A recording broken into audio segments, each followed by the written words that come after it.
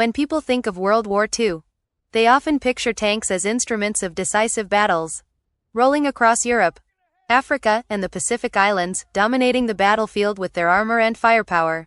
Tanks like the German Tiger, the Soviet T-34, and the American Sherman have become symbols of the war itself, representing technological ingenuity, sheer firepower, and the relentless drive of nations at total war. But what is less often considered is the story of these machines after the guns fell silent. After the war ended, and after peace treaties were signed, the question of when the last World War II tanks were retired is not a simple one. These machines didn't just disappear with the surrender of Nazi Germany or the Japanese Empire. They had a life that stretched for decades, influenced by economics, military needs, and even symbolic considerations. The longevity of these tanks speaks volumes about the quality of their design and the realities of post-war military planning. Take the Soviet T-34, for example. By 1945, it was already considered a formidable weapon, combining mobility, firepower, and protection in a way few tanks had before. Its design was simple enough to mass produce in enormous numbers, yet robust enough to endure years of harsh use. After the war, the T-34 didn't simply vanish from service. Instead, it became the backbone of countless armies, not just within the Soviet sphere, but also in Eastern Europe, Asia, and even parts of Africa. Many nations that could not afford the newest tanks after the war relied on these proven machines, using them in training, border defense, and even combat well into the 1960s and 1970s. Similarly, the American M4 Sherman, which was instrumental in Allied victories across Europe and North Africa, saw extended service worldwide, though it was technologically outclassed by newer designs by the 1950s. It was inexpensive, available in huge numbers, and extremely reliable. Countries like Israel, France, and several Latin American states continued using Shermans long after the U.S. had moved on to Pattons and other more advanced tanks. In some cases, they were upgraded with better guns, improved engines, or modern communication equipment, allowing them to remain relevant in conflicts that occurred decades after the end of World War II. The Tiger and Panther tanks, though rarer, also found post-war service in smaller European armies, either as captured trophies that were pressed into use or as inspiration for domestic tank designs.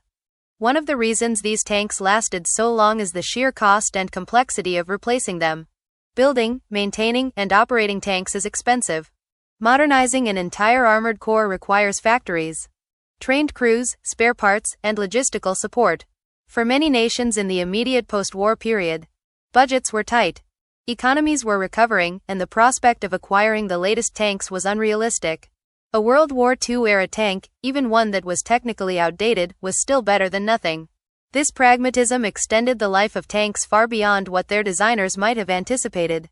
During the desperate years of 1940 to 1945, another factor that extended the life of these machines was the nature of military strategy in different regions. While Western Europe and the United States quickly shifted toward newer, heavier, and more sophisticated tanks during the early Cold War, other parts of the world were not in the same position. Many smaller nations simply didn't have a pressing need for cutting-edge armor.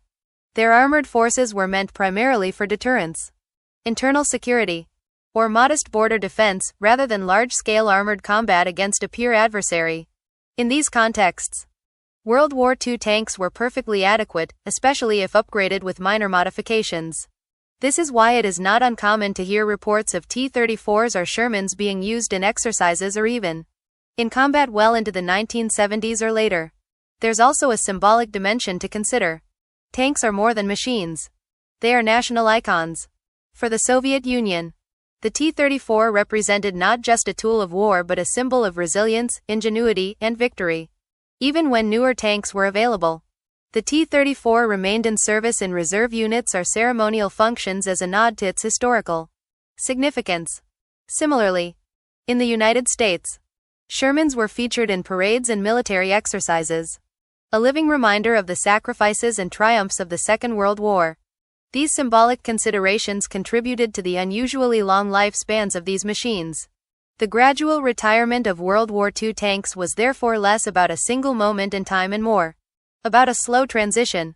In the 1950s, The first major wave of replacements began as NATO and Warsaw Pact countries introduced tanks like the M48 Patton, the Centurion, and the T-54, T-55.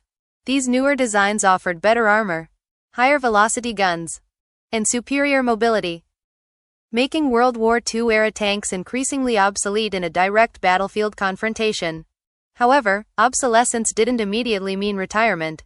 Many tanks were transferred to reserve units, sold or gifted to allies, or cannibalized for parts to support the ongoing operation of other vehicles. In some cases, these old machines were used for decades simply because there were no better alternatives readily available.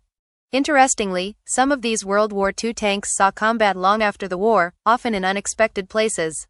T-34s fought in conflicts in the Middle East, Southeast Asia, and Africa.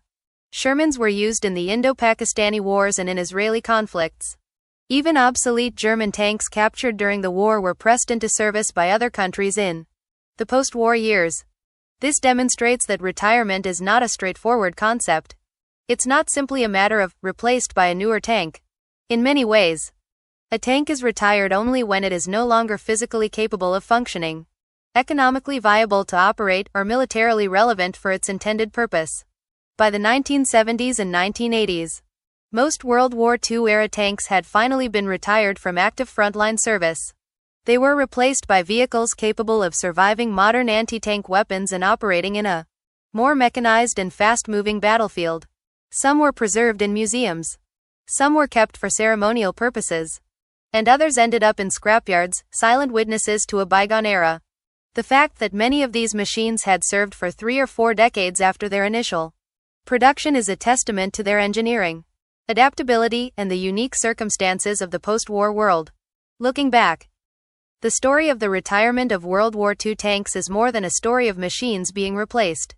It's a story about human ingenuity, resourcefulness, and the economic and strategic realities faced by nations rebuilding after a global catastrophe. These tanks became more than weapons. They became tools of training, symbols of national pride, and instruments of geopolitical strategy. They remind us that the end of a war doesn't mean the immediate obsolescence of its tools, and that the echoes of global conflict can resonate through technology long after the last shots have been fired. So when we ask, when were the last World War II tanks retired? The answer is complex. Some were gone by the 1950s in the most technologically advanced armies. Others served actively in combat into the 1970s. And a few lingered in reserve or ceremonial roles even longer. Their retirement was a gradual, layered process, influenced by technological innovation, economic limitations, geopolitical strategy, and even cultural memory. The story of these tanks is not just about metal and machinery. It is about the enduring legacy of World War II itself, and the remarkable machines that survived the conflict to become icons for generations to come.